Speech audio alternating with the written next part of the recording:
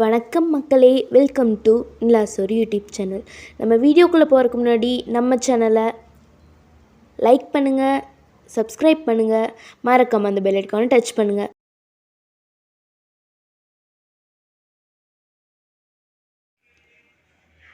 கொள்ளு சட்னி செய்கிறதுக்காக ஒரு 1/2 டம்ளர் கொள்ளு எடுத்து வச்சுருக்கேன்.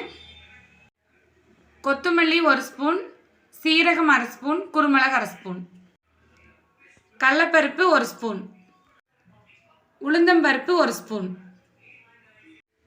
வரமிளகாய் 6 எடுத்து வச்சுருக்கேன். நீங்கள் காரத்துக்கு ஏற்ப கூட குறைய போட்டுக்கோங்க. சின்ன வெங்காயம் 4 வெள்ளைப்பூண்டு, தேங்காய் துருவியது 1/2 கப்.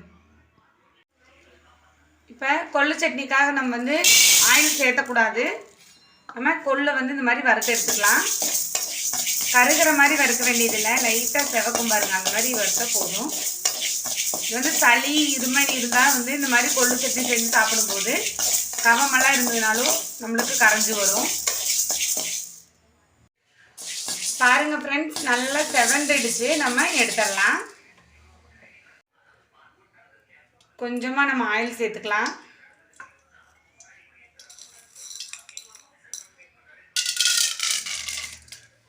கடலைப்பருப்பு,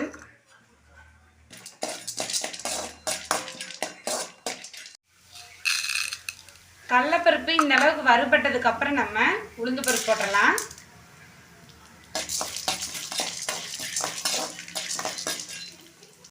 இந்த ஸ்டேஜில் நம்ம சீரகம், குருமிளகு, மல்லி 3 சேர்த்துடலாம். இப்போ எல்லாமே நல்லா வறுபட்டுருச்சு. இந்த ஸ்டேஜில் நம்ம மிளகாய் சேர்த்துடலாம்.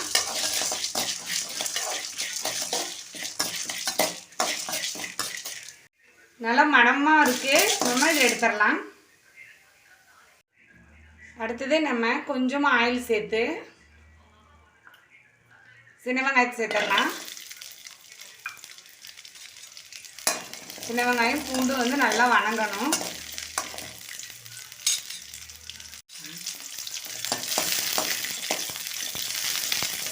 இப்போ ஒரு பாதி வணங்கினதுக்கப்புறம் பார்த்தீங்கன்னா நம்ம புளி சேர்த்துடலாம். இது மாதிரி பிச்சு போட்டுருங்க. அடுத்தது நம்ம கருவேப்பிலை சேர்த்துடலாம். சேர்த்துட்டு கூடவே நம்ம தேங்காய் சேர்த்துடலாம். வெங்காயம் பூண்டெல்லாம் நல்லா வணங்கிடுச்சு, புளியும் நல்லா வணங்கிடுச்சு.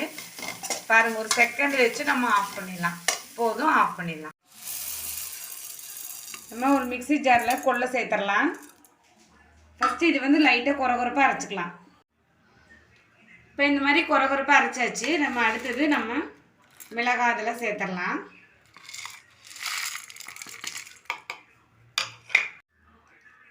நம்ம கொஞ்சமாக பெருங்காயத்தூள் சேர்த்துடலாம்.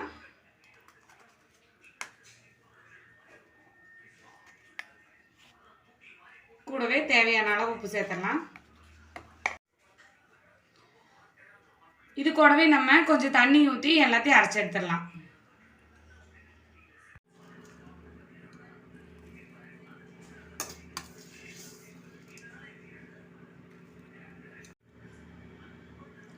கொஞ்சமாக தண்ணி சேர்த்து நல்லா நைஸாக அரைச்சி எடுத்துக்கலாம்.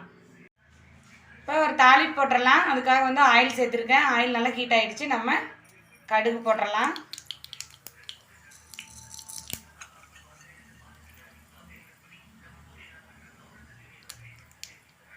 கடுகு நல்லா பொரிஞ்சு வரட்டும்.